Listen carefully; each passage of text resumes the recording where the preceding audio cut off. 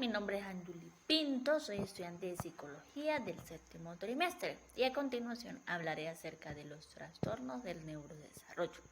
Comenzaré con lo que es una breve definición. Son trastornos con base neurológica que pueden afectar la adquisición, la retención o aplicación de habilidades específicas o conjuntos de información. Consisten en alteraciones en la atención, la memoria, la percepción, el lenguaje, la resolución de problemas o la interacción social. ¿Qué causa el trastorno de neurodesarrollo o la etiología? Diversos factores pueden afectar el normal desarrollo del cerebro, aunque en muchos casos la etiología es desconocida. Las causas pueden clasificarse en congénitas, por ejemplo, mutaciones genéticas o trastornos metabólicos. La epidemiología, prevalencia de los trastornos del neurodesarrollo. De hecho, se calcula en un 16% de los niños tiene algún tipo de trastornos de neurodesarrollo y de ellos solo un 40% se detectan antes del periodo escolar. Los criterios. Los trastornos del desarrollo o del neurodesarrollo son un grupo de condiciones heterogéneas que se caracterizan por un retraso o alteración en la adquisición de habilidades en una variedad de dominios del desarrollo, incluidos el motor, el social, el lenguaje y la cognición. Entre los tratamientos para el desarrollo del neurodesarrollo, la metodología que suele seguirse para los tratamientos de los trastornos del neurodesarrollo se basa en el facilitar la comunicación y estimular el neurodesarrollo del niño. Esto se puede conseguir mediante el establecimiento de unos objetivos en conjunto con la familia y coordinados en todo momento con el colegio y los demás profesionales. En cualquier caso, el tratamiento de este tipo de trastornos siempre va a depender en función del tipo de tratamiento y los síntomas que predominen. Por ello, los tratamientos pueden dividirse en tratamientos farmacológicos, que incluyen medicamentos. De esto se trata este trastorno. A continuación pasaremos al siguiente. Ahora bien, hablaremos un poco acerca de lo que es la esquizofrenia, que es un tipo de trastorno psicótico, y los trastornos psicóticos podríamos decir que son aquellos trastornos en los que no se percibe la realidad con claridad. En estos pueden producirse delirios y alucinaciones.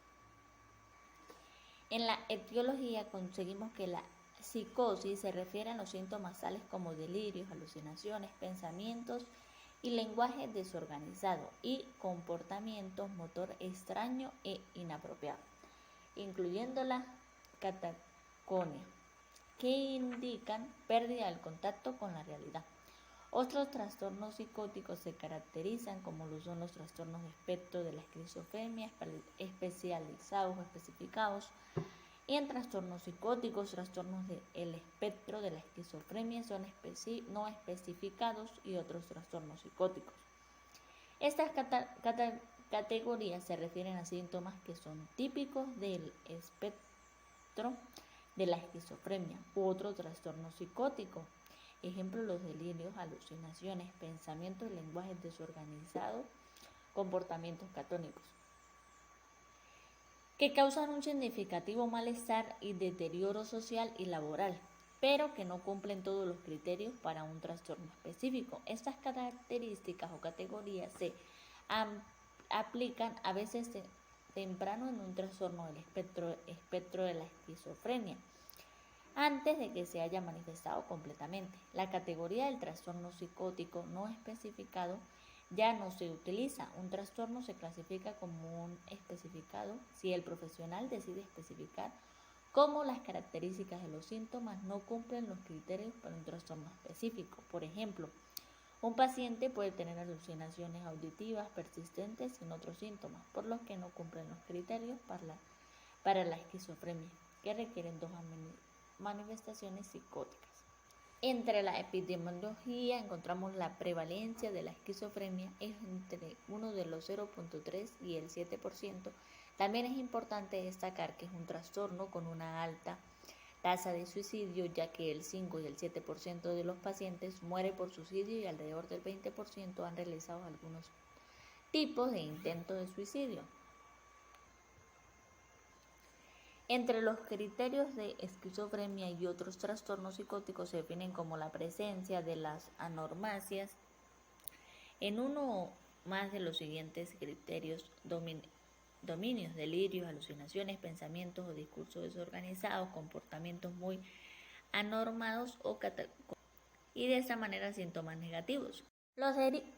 Los delirios son creencias fijas e inmodificables que, pese a la argumentación lógica o a las pruebas en su contra, hay delirios que se consideran extravagantes o inverosímiles, mientras que en otros son más plausibles o increíbles. Las alucinaciones son percepciones sin objeto, son vividas, claras e involuntarias, pueden darse en cualquier modalidad sensorial, auditiva, visuales, táctiles, oftálmicas o sinestéticas, etc. El pensamiento es un discurso desorganizado que se caracteriza por un discurso incomprensible, donde el sujeto puede cambiar de un tema a otro o romper preguntas con otro contenido que no está relacionado en el asunto. El comportamiento motor muy desorganizado o catabólico, que se puede manifestar de diferentes formas, desde comportamientos infantiles, la agitación increíble. El comportamiento catatónico es una disminución marcada de la reactividad al entorno. Puede incluir a la adaptación de posturas rígidas, negativismo, mutivismo, estupor. Entre los criterios y tratamientos encontramos que el tratamiento es complejo y preciso, un abordaje integral biopsicosocial. Es importante establecer una buena alianza terapéutica desde el principio. Siempre sea posible, realizaremos el tratamiento de manera ambulatoria, es decir, adecuando el paciente a vistas médicas, pero habrá ocasiones en que, debido a la gravedad de la clínica, por ejemplo, conductas muy disruptivas, ausencia de la conciencia de enfermedad o posicionismo de el tratamiento, síntomas psicóticos imposibles de contener a nivel ambulatorio, sin soporte familiar, será necesario realizar un ingreso hospitalario, en ocasiones de manera involuntaria, para poder alejar el episodio agudo. Entre el tratamiento farmacológico, actualmente sabemos que siguiendo un tratamiento farmacológico eficaz se puede controlar los síntomas de la enfermedad y conseguir la estabilidad. Para ello es muy importante que la persona atienda y acepte la medicación para evitar recaídas. Principalmente utilizaremos los dominios antipsicóticos, los cuales clasificaremos en dos grupos: antipsicóticos típicos o clásicos. Fueron los primeros en comerciantes de los 50 años que tienen una gran eficacia sobre los síntomas positivos, pero no sobre todos los síntomas negativos, presentes e importantes efectos secundarios como la rigidez, la inquietud, los temblores. Por eso cada vez utilizaremos ejemplos dentro de ese grupo, que serán el haloperidol, compresamida, suclopecitol, flunitrazimida y perfenazina, los cuales son tratamientos más utilizados o medicamentos para este tipo de tratamiento. Y en el diagnóstico podemos decir que no existe una prueba para el diagnóstico definido en la esquizofrenia. Esto se basa en la evaluación exhaustiva de los antecedentes, los signos y los síntomas. La información obtenida en las fuentes colaterales, como la familia, los amigos, los profesores y los compañeros de trabajo, es importante. De acuerdo con el DSM-5, el diagnóstico de la esquizofrenia requiere la presencia de dos elementos siguientes: síntomas caracterizados y delirantes, alucinaciones, habla y comportamientos desorganizados, síntomas negativos durante una parte significativa de un periodo de 6 meses. Los síntomas deben incluir al menos uno o dos de los 3 primeros. Signos problemáticos, que son las atenuados en la enfermedad, como el deterioro social. En esto se interfiere o aparece lo que es el tratamiento para el trato de la esquizofrenia. El trastorno bipolar es un trastorno mental que puede ser crónico o episodio, lo que significa que ocurre ocasionalmente y a intervalos irregulares. Puede ocasionar cambios inusuales, a menudo extremos frustrantes en el estado de ánimo, el nivel de energía y de actividad y la concentración. La etiología de los trastornos bipolares: se desconoce la causa exacta del trastorno bipolar. La herencia desempeña un papel importante. También hay evidencia en la desregulación de los neurotransmisores, anatonía, noradrenalina o dopamina. También puede haber implicados factores psicosociales. Algunos eventos vitales estresantes se asocian con el desarrollo inicial de síntomas y las exacerbaciones posteriores, aunque no se han establecido relaciones causa o efecto. Ciertos fármacos pueden desencadenar exacerbaciones en algunos pacientes con trastorno bipolar. Estos fármacos incluyen los simpomacómicos, que por ejemplo son la cocaína y anfetaminas. La epidemiología, la educación y la psicoterapia es fundamental conseguir el apoyo de los tales queridos para prevenir los episodios mayores. A menudo recomiendan seguir una terapia de grupo a los pacientes y a su pareja, ya que allí aprenden cosas sobre el trastorno bipolar, sus secuelas sociales y el papel central de los estabilizadores del estado de ánimo en el tratamiento. La psicoterapia individual puede ayudar a los pacientes a enfrentarse mejor a los problemas de la vida cotidiana y ajustar a nuevas formas de identificarse a sí mismos. Los pacientes, en particular los que tienen un trastorno bipolar tipo 2, pueden no cumplir con los regímenes de estabilizadores del estado de ánimo porque creen que estos fármacos los hacen ser menos alerta y disminuyen su creatividad. El médico puede explicarles que el descenso de su creatividad es relativamente infrecuente porque los estabilizadores del estado de ánimo en general dan la oportunidad de conseguir un rendimiento aún mayor de las actividades interpersonales, escolarísticas, profesionales y artísticas. Deben aconsejarse a los pacientes que eviten consumir sustancias estimulantes y alcohol para reducir la privación del sueño y reconocer los signos precoces de una recidiva.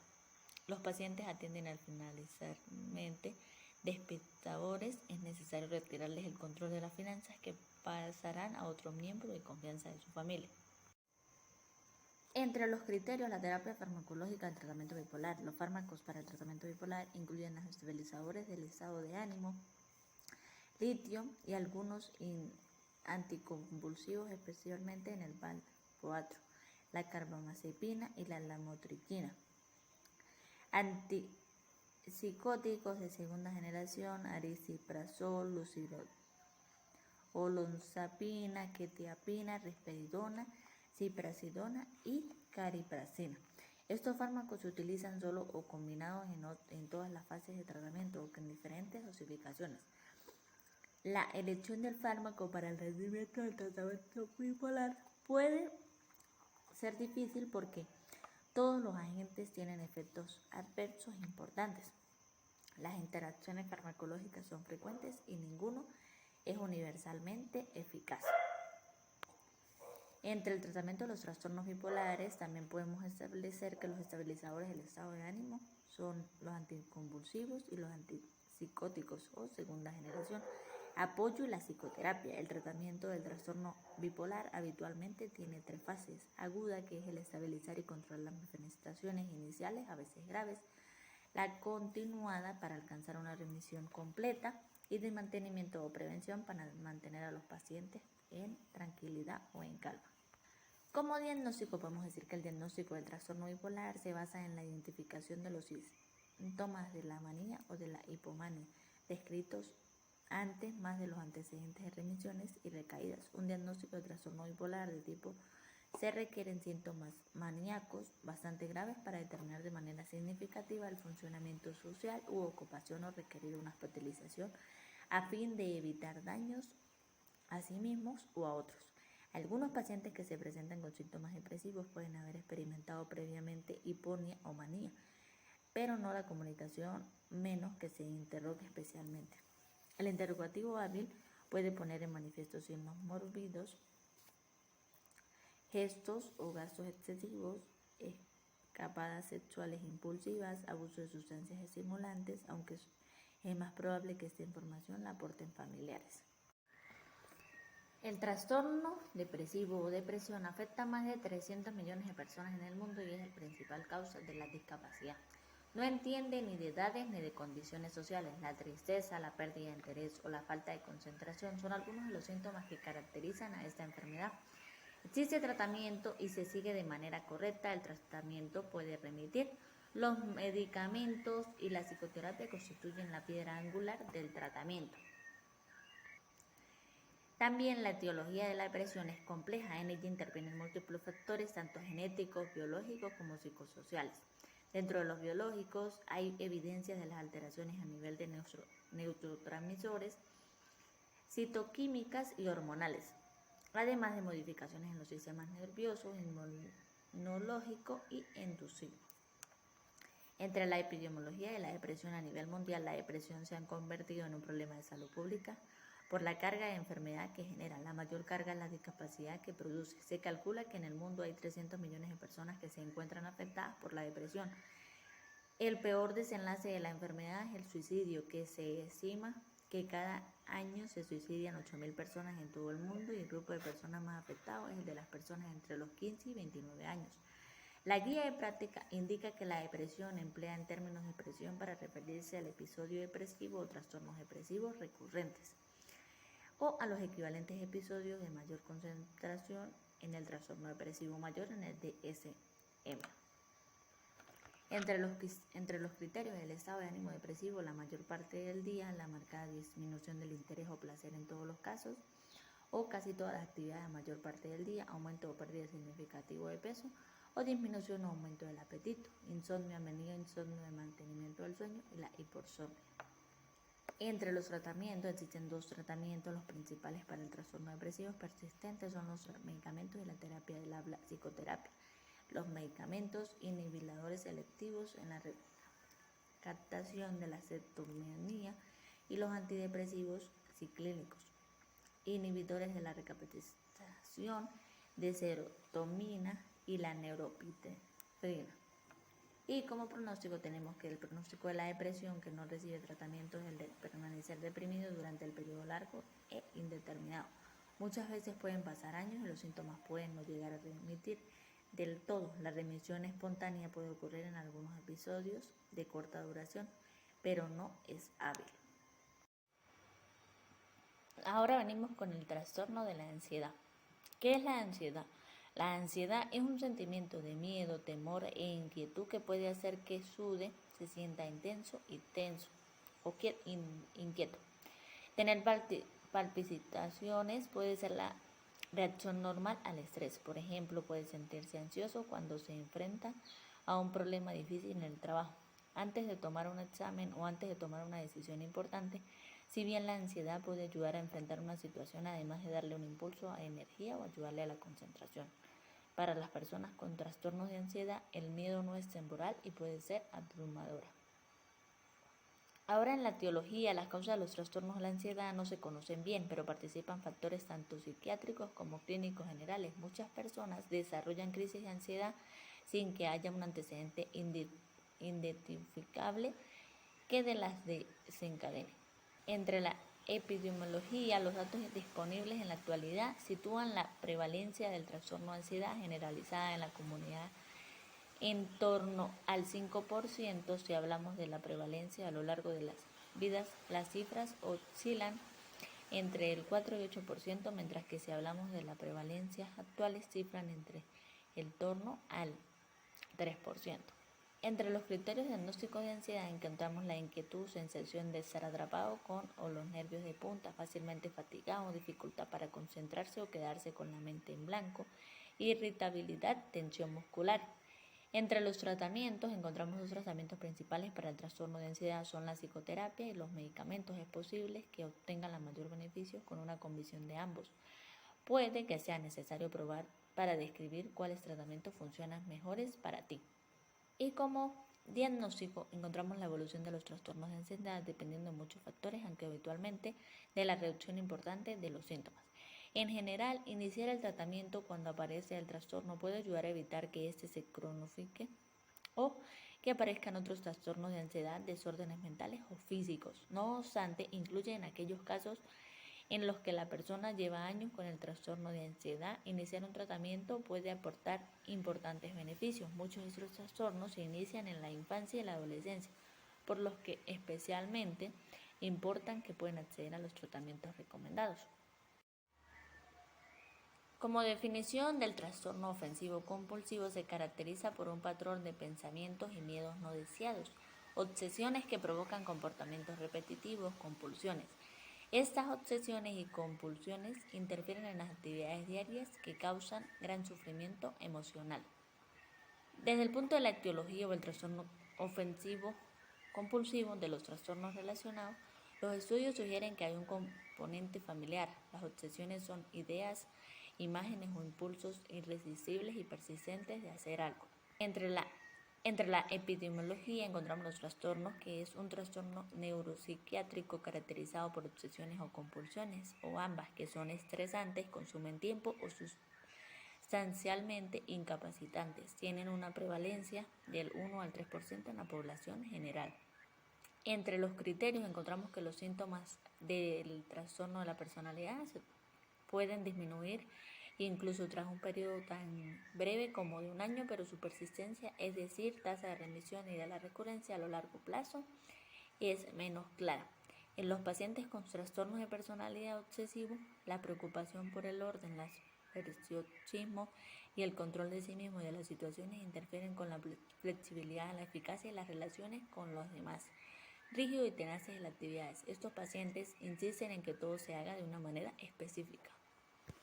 De acuerdo con el tratamiento, encontramos la psicoterapia psicodinámica, terapia cognitivo-conductual, inhabilitadores seleccionados de la recapacitación de la autonomía. El tratamiento general del trastorno de la personalidad obsesivo-compulsivo es similar al de todos los trastornos de la personalidad. La información sobre el trastorno no ofensivo de la personalidad es escasa. Además, el tratamiento se complica por la rigidez del paciente, la obstinación y la necesidad del control, que pueden ser frustrantes.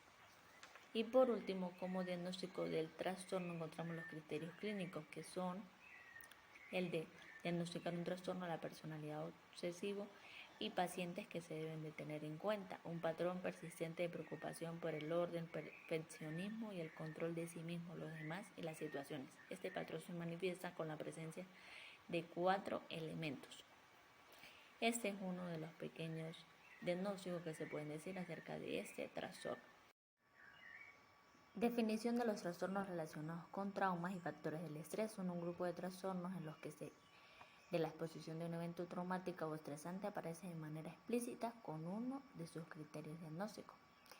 En la etiología encontramos que los trastornos relacionados con traumas y factores de estrés son consecuencias de una exposición de un acontecimiento traumático. Entre ellos incluye el trastorno por estrés, en el cual se tenga la información aguda, y el trastorno de estrés postraumático. También encontramos que entre los tratamientos o qué síntomas aparecen, en los que la exposición de un evento traumático o estresante aparece de una manera explícita o como uno de los criterios de diagnóstico. En este caso, el de un evento traumático, la negligencia infantil, el abuso físico-sexual, el conflicto armado, la agresión física y la agresión sexual pueden llevar al trastorno del trauma o del estrés, a que así se desarrolle. Todo esto es lo que interfiere. Como tratamiento o criterios de este trastorno podemos decir que son un conjunto de alteraciones mentales en los que la exposición de un evento traumático son interesantes en uno de sus principios del diagnóstico, y de allí que este trastorno se desarrolla. Y como diagnóstico,